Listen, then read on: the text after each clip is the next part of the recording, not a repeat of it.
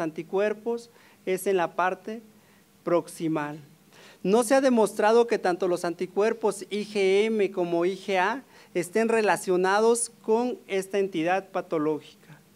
Por lo tanto, en esta imagen podemos ver todo lo que es el aspecto fisiológico y el aspecto anormal. En cuanto a la fisiología, sabemos que se va a liberar del endotelio los multímeros del factor de von Willebrand. Por lo tanto, el ADAMTS13 se va a llegar, va a romperlos y va a evitar que se forme o que se adhieran las plaquetas. Por el otro lado, si no existe ADAMTS13 o la actividad está muy disminuida, lo que va a condicionar es que exista una gran adhesión y agregación plaquetaria a nivel de estos multímeros, ¿sí? Por lo tanto, va a ocasionar una reducción del calibre del vaso sanguíneo, produciendo isquemia. Y cuando pasan los eritrocitos, lo que va a ocasionar es que ocurra una fragmentación y de la famosa imagen en el frotis de sangre periférico, que son los esquistocitos que nosotros observamos, ¿sí?, cuando buscamos esta etiología. Por el otro lado, puede ocasionar múltiples trombosis y los sitios más afectados va a ser cerebro en un 60-70% de los pacientes. El segundo sitio con mayor afectación va a ser corazón en un 35-40% y por último va a ser el riñón, que solamente se afecta en un 10%. De ahí puede afectarse cualquier otro sitio, ¿sí?, o cualquier otro órgano de la economía, a nivel de páncreas, a nivel renal, a nivel gastrointestinal. Pero es muy importante que recordemos estos tres sitios que son los que están relacionados con las principales manifestaciones clínicas de esta entidad patológica. Pero por sí solo, la disminución severa del ADAMTS13 no es capaz de producir una púrpura trombocitopénica trombótica. Necesita de dos cosas más: factores predisponentes y factores precipitantes. Y un factor predisponente para el desarrollo de la púrpura trombocitopénica trombótica es el sexo, y va a predominar en el sexo femenino. La obesidad es otro factor también predisponente importante, el grupo étnico o la raza negra, ¿sí?, y también antígenos leucocitarios humanos. Por el otro lado, los factores precipitantes son todos aquellos que ocasionen un incremento en los niveles del factor de von Willebrand, como pueden ser todos los estados inflamatorios, infecciones y embarazo.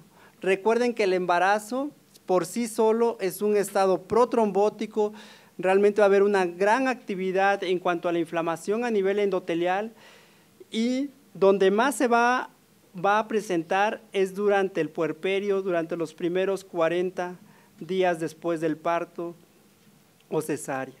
Si se unen estos tres factores, existe alto riesgo que el paciente pueda cursar con una púrpura trombocitopénica trombótica. Se están estudiando nuevos mecanismos que puedan influir, pero aún se sigue viendo si realmente simplemente las plaquetas y el endotelio, junto con la liberación de micropartículas, están favoreciendo la aparición de esta entidad patológica. De ahí vienen todo lo que son mutaciones y alteraciones en los receptores del ADAMTS13.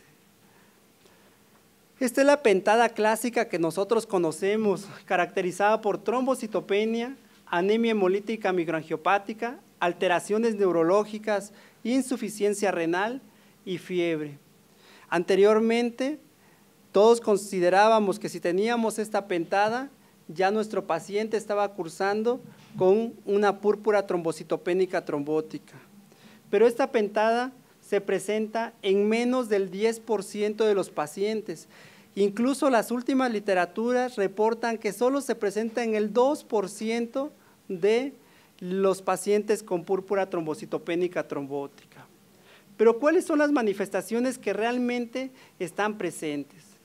Las dos principales y que deben estar en el 100% de todas las PTT son la anemia hemolítica microangiopática y la trombocitopenia. Estos dos criterios siempre se deben cumplir para el diagnóstico de una PTT y la trombocitopenia debe ser menor de 30,000. Y el tercero son las alteraciones neurológicas. Y las alteraciones neurológicas no necesitamos que el paciente esté con alguna hemiparesia o que el paciente tenga un deterioro neurológico severo, sino simplemente cefalea, confusión, son datos pivotes para esto.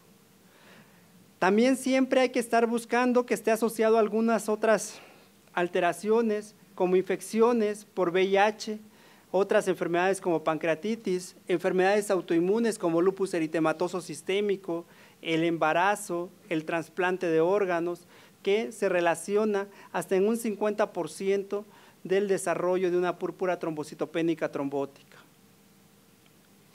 En este cuadro vemos todas las manifestaciones clínicas que puede presentar un paciente con púrpura trombocitopénica trombótica. En base a la trombocitopenia, los datos pivotes o los datos que más se van a observar van a ser hematomas, petequias y epistaxis. En cuanto a lo neurológico, confusión y cefalea. Y en cuanto a fiebre, no esperemos tener fiebres de 38, 39 grados centígrados o incluso 40 grados centígrados. Tener una temperatura por arriba de 37.5 grados ya es un parámetro de alerta para buscar que no se trate de esta enfermedad. En cuanto a la insuficiencia renal, aquí vamos a tener proteinuria y hematuria. En cuanto a lo cardíaco, que muchos de nosotros se nos olvida buscar en corazón, siempre tenemos que hacer un triage cardíaco. Los pacientes pueden cursar con dolor precordial que puede simular incluso un infarto agudo del miocardio, y más cuando salen las troponinas elevadas, entonces podemos confundirnos de que el paciente tiene más un infarto que una púrpura trombocitopénica trombótica. Y a nivel gastrointestinal, dolor abdominal. En los estudios de laboratorio, lo que va a llamar la atención es que vamos a tener una reticulocitosis secundaria a la anemia hemolítica microangiopática, vamos a tener aptoglobina baja o ausente, la lactato deshidrogenasa se va a encontrar elevada, el CUMS es negativo y siempre debemos pedir troponinas, las cuales se van a encontrar elevadas o incrementadas.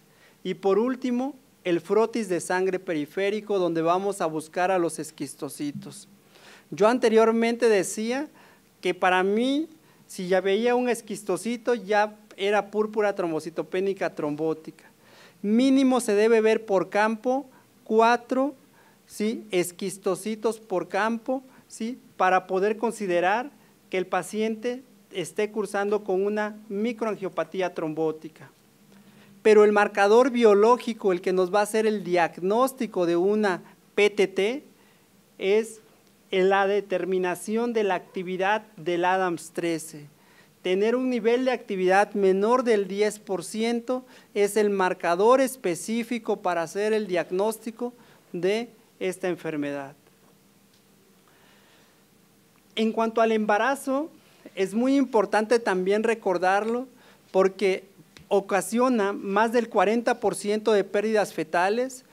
El primer episodio ocurre durante el primer embarazo y va a presentarse en el segundo y tercer trimestre del embarazo.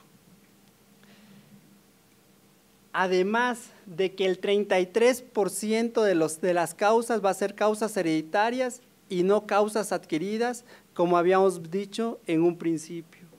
Y de ahí tenemos todo lo que son las enfermedades autoinmunes y como sabemos, estas enfermedades afectan más al sexo femenino y aquí los anticuerpos anti-ADAMS-13 van a salir positivos hasta en el 90% de los casos, cuando normalmente salen positivos en un 70 al 75%, con un 25 a 30% donde va a ser negativos estos anticuerpos. Los ANA y los anti-DNA siempre son indispensables para poder determinar si existe alguna enfermedad autoinmune y ANAs generalmente salen a títulos elevadas por IFI. Este también es un cuadro que me parece interesante en cuanto a las microangiopatías asociadas al embarazo, ya que muchos ginecólogos o incluso nosotros a veces Nos confundimos cuando estamos ante pacientes que estén cursando con una preeclampsia con criterios de severidad, con un síndrome de HELLP, ¿sí? Y podemos confundirlos con una púrpura trombocitopénica trombótica. Recordar que la púrpura trombocitopénica trombótica, su principal manifestación va a ser neurológico, ¿sí? Y con una trombocitopenia severa. En cambio, todo lo que son las enfermedades hipertensivas del embarazo, lo típico es que cursen con hipertensión arterial. De ahí tenemos el síndrome urémico hemolítico, síndromes antifosfolípidos, lupus eritematoso sistémico, que son otras entidades patológicas que debemos siempre buscar. Este algoritmo también me parece muy interesante en cuanto a hacer el diagnóstico de una púrpura trombocitopénica trombótica. Si tenemos la sospecha de una microangiopatía trombótica, lo primero que tendríamos que hacer es la determinación del ADAMS-13, medir el nivel de actividad. Si el nivel de actividad es mayor del 10%, se descarta la enfermedad. Si es menor del 10%, se confirma que el paciente tiene la enfermedad. Inmediatamente que se confirma, debemos iniciar tratamiento de forma inmediata. No vamos a esperarnos a buscarle los anticuerpos anti-ADAMS-13, ¿sí? Sin empezar un tratamiento. Una vez que se empieza el tratamiento, hacemos la búsqueda de los anticuerpos y si estos salen positivos, estaríamos hablando de una púrpura trombocitopénica trombótica de causa autoinmune. Si sale negativo, debemos darle un seguimiento y cuando el paciente se encuentre en remisión, ¿sí? Debemos medir la actividad del ADAMS-13 y cuando el paciente se encuentre en recaída, debemos medir los niveles de anticuerpos contra ADAMS-13.